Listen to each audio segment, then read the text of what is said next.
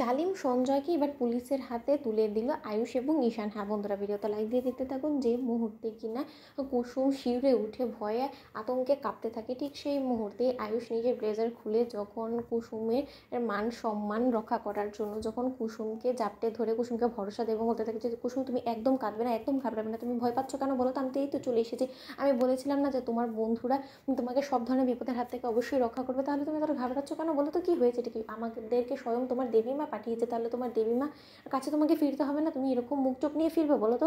অন্যদিকে যখন ঈশান অবশেষে অজয়ের উপরে চেপে বসে অঝরে মারতে থাকে অজয়কে এবং বলতে থাকে যে বল এরকম আর কোনো মেয়ের সঙ্গে করার সাহস করবি, বল আর করবি কোনো দিনও।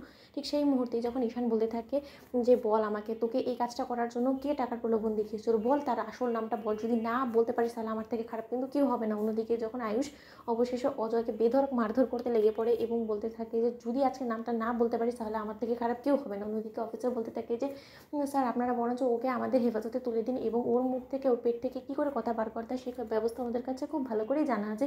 আপনারা আইন হাতে তুলে নেবেন না এবং ওকে আর আপনারা মারবেন না, কারণ বেশি মারলে হয়তো বা ও মরে যেতে পারে। অন্যদিকে যখন আয়ুষ বলতে থাকে যে ওর মতন একটা জালিমের মরে যাওয়াটাই বেটার, কারণ ওদের মতন মানুষের বেঁচে থাকার কোনো অধিকার নেই।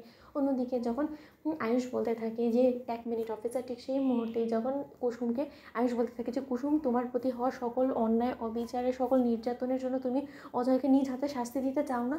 কুসুম তুমি আমার কথা শুনতে পারছো? তুমি এরকম করে মাথা নত করে ওর কাছে নিজের দুর্বলতাটা যদি তুমি ধরিয়ে দাও তাহলে কিন্তু ও ভাববে যে তুমি দুর্বল এবং তোমার সেই দুর্বলতার সুযোগটাকে ও কাজে লাগাবে। কুসুম তুমি ওর গালে সপাটে একটা চড় মেরে তোমার প্রতি হওয়া সকল অন্যায় অবিচারে প্রতিশোধটা নাও। কুসুম এটাই সময়, কুসুম এই সময় কোনোদিনও তুমি ফিরে পাবে না। কুসুম তুমি আমার কথা শুনতে পাচ্ছ? কুসুম আজকে তোমার দেবীমা থাকলে কিন্তু তোমার দেবীমা তোমাকে এটাই আদেশ করতো তো কুসুম। ঠিক সেই মুহূর্তে কুসুম দেবীমায়ের নাম শোনা মাত্রই যখন কুসুম অজয়ের দিকে এগিয়ে যায় এবং অজয়ের গালে সপাটে কষিয়ে একটা চড় মারা মাত্র বলতে থাকে যে এই থাপ্পড়টা হলো গিয়ে সেই সকল মেয়েদের প্রতি হওয়া অন্যায় অবিচারের জন্য।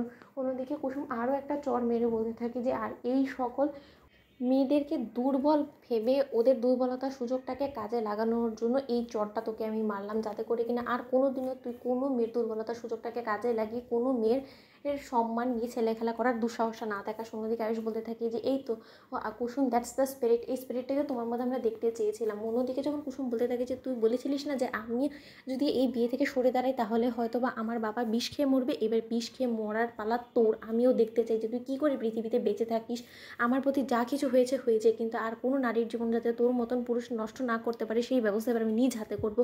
অন্যদিকে যখন পুলিশ অফিসাররা শাবাশি দিয়ে কুসুমকে বলতে থাকে যে এই সিচুয়েশনে যে আপনি ম্যাডাম নিজেকে এতটা শক্ত রেখেছেন তার জন্য সত্যিই আপনাকে দাঁত না দিয়ে আমরা পারছি না। তো বন্ধুরা লাইক কমেন্ট শেয়ার করে সাবস্ক্রাইব করতে ভুলো না।